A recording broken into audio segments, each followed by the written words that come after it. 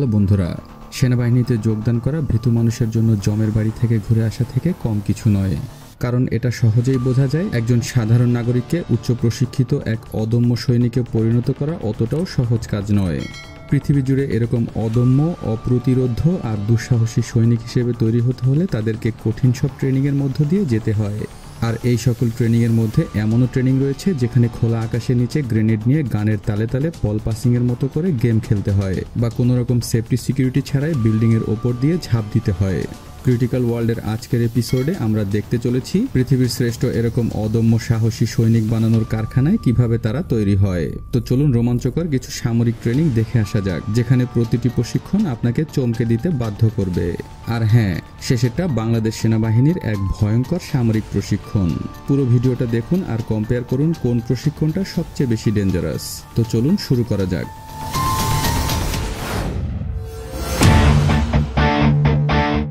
The মাড run. ধৈর্য শক্তি এবং টিমওয়ার্ককে আরও ভালোভাবে করার জন্য এই ট্রেনিং ফিল্ডটি তৈরি করা হয়েছে। এটা রয়্যাল মেরিন ফোর্সের 32 সপ্তাহব্যাপী সবচেয়ে কঠিন প্রশিক্ষণ। অনেক দক্ষ সৈনিকেরাও এই প্রশিক্ষণে ব্যর্থ হয়। হাজার হাজার রয়্যাল মেরিন সেনাদের একটাই আশা এই কঠিন প্রশিক্ষণ সম্পন্ন করে গ্রিন ব্যারেট নামক এই টুপিটি পরিধান করবে, যা ব্রিটেন এলিট ফোর্সের একটা প্রতীক। এটা করার জন্য সৈনিকদের মানসিক এবং শারীরিকভাবে সক্ষমতা অর্জন করতে হয়। ক্যাপ্টেন বেল চ্যাপেন নামক এই ট্রেনার বলেছেন, মাড রান সৈনিকদেরকে মানসিকভাবে দৃঢ় করে তোলে। সৈনিকেরা 45 মিনিট ধরে কাদা পানিতে বিভিন্ন রকম সামরিক প্রশিক্ষণ নিতে থাকে। এটা করা এতটাই কঠিন যে এটা একার পক্ষে সম্ভব হয় না, দলগতভাবে করতে হয়। এটা শারীরিক এবং মানসিক উভয় শক্তি বৃদ্ধি করে এবং সৈনিকেরা এই সকল কষ্টের মধ্য দিয়ে কাজের গুরুত্ব অনুধাবন করতে পারে।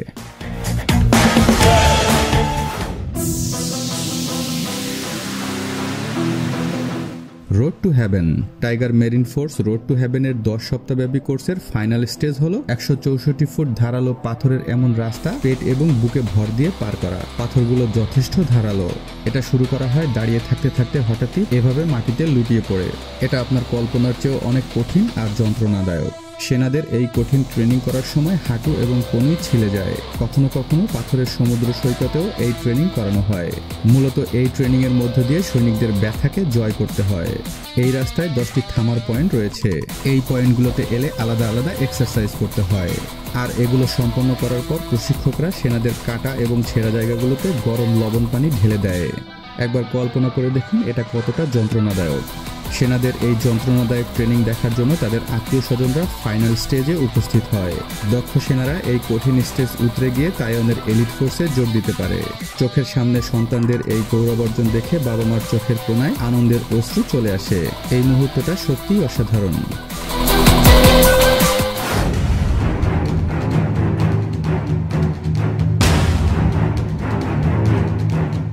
The fire walk. বেলারুশের মানবাধিকার এবং পলিটিক্স সম্পর্কে আমরা অনেকেই জানি। গত কয়েক দশক ধরে বেলারুশের ডিক্টেটরশিপ পুরো পৃথিবী দেখেছে।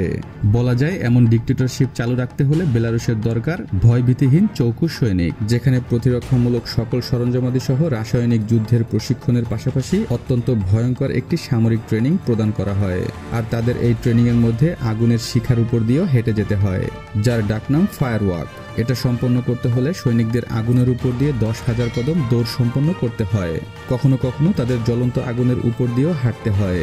এই ট্রেনিং এর মাধ্যমে উঠে আসা প্রত্যেকটা সেনাই খুবই দক্ষ হয়।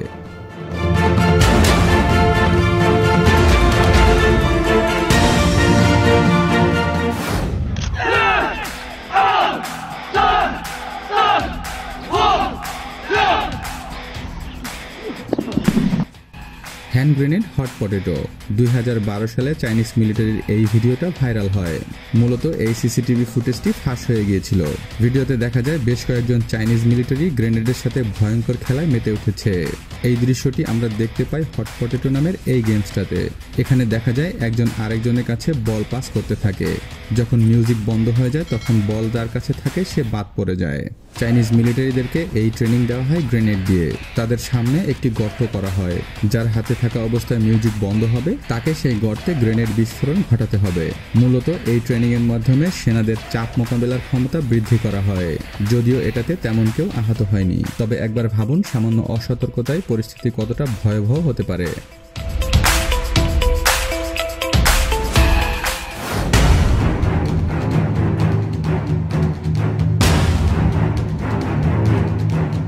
Cobra blood cocktail. Cobra gold নামে পরিচিত এই সামরিক প্রশিক্ষণে বেশ কিছু দেশের মিলিটারি অংশগ্রহণ করে থাকে। থাইল্যান্ডের সমুদ্র তীরবর্তী অঞ্চলে প্রতি বছর এই ট্রেনিং অনুষ্ঠিত হয়। ট্রেনিং চলাকালীন সময় সৈনিকেরা সাপ, বিচ্ছু এবং বিভিন্ন ভয়ঙ্কর বিষাক্ত পোকামাকড় খেয়ে থাকে। এই প্রশিক্ষণ চলাকালীন সময় সেনাদের শেখানো হয় এসব বিষাক্ত পোকামাকড় খাওয়ার আগে কিভাবে এদেরকে বিষমুক্ত করতে হয়। সেই সাথে জঙ্গলের সকল খাবার উপযোগী উদ্ভিদের সাথেও পরিচিত করানো হয়। তাছাড়া প্রতিকূল পরিস্থিতিতে কিভাবে পানির খোঁজ করতে হয় সে ব্যাপারেও তাদের শেখানো হয়। আপনি জানলে অবাক হবেন, এই ভয়ঙ্কর প্রশিক্ষণ চলাকালীন সময় সৈনিকেরা পৃথিবীর সবচেয়ে মারাত্মক বিষধর সাপ কিং কোবরার মাথা কেটে রক্ত পান করে। এই প্রশিক্ষণে প্রশিক্ষিত সেনারা বিষাক্ত কোনো পোকামাকড়কেও বিন্দুমাত্র ভয় করে না। সেই সাথে প্রতিকূল পরিস্থিতিতে কিভাবে সার্ভাইভ করতে হয় সেই কৌশলও তারা শিখে নেয়।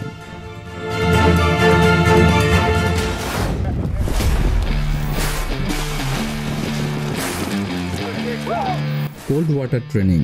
কিছু মানুষ জিনগতভাবেই শীতল তাপমাত্রা সহ্য করতে পারে, আবার অনেকে কঠোর পরিশ্রমের মাধ্যমে শীতল তাপমাত্রাকে সহ্য করার ক্ষমতা অর্জন করে। ইউএস নেভি সিল এইসব ক্ষমতা অর্জন করে এক অন্যরকম ট্রেনিং এর মাধ্যমে। তারা এই ক্ষমতা অর্জন করে কোল্ড ওয়াটার কন্ডিশনিং নামক একটা সামরিক প্রশিক্ষণের মাধ্যমে। এই ট্রেনিং এর সময় পানির তাপমাত্রা রাখা হয় 18 ডিগ্রি সেলসিয়াসের নিচে। প্রথমে সৈনিকদের ভেজা কাপড়ে সি বিচের ওপরে 1.5 মাইল পর্যন্ত দৌড়াতে হয়। তারপর তাদের সাঁতার কাটার আদেশ দেওয়া হয়। পরের স্টেজে রাবার বোর্ডগুলো মাথায় করে নিয়ে দৌড়াতে হয়। প্রায় 1 ঘন্টা ধরে এই ট্রেনিংগুলো চলার পরে মিলিটারিদেরকে পার্সোনাল রিজার্ভে যুক্ত করা হয়।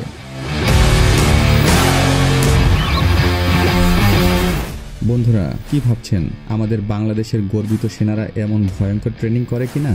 হ্যাঁ, আমাদের সেনাদের বাংলাদেশ আর্মি কমান্ডো নামক এক ভয়ঙ্কর প্রশিক্ষণ গ্রহণ করতে হয়, যেটা আধুনিক বিশ্বে উন্নত দেশগুলোর ভয়ঙ্কর এইসব মিলিটারি ট্রেনিং থেকে কোনো অংশে কম নয়।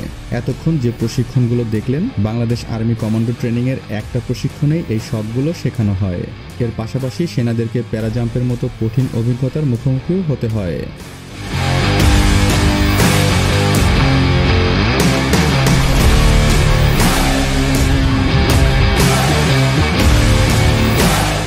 এবার কল্পনা করে দেখুন, বাংলাদেশ আর্মি কমান্ডো ট্রেনিং এর অংশগ্রহণ করা একজন সেনাকে কতটা নির্ভীক আর সাহসিকতার পরিচয় দিতে হয়।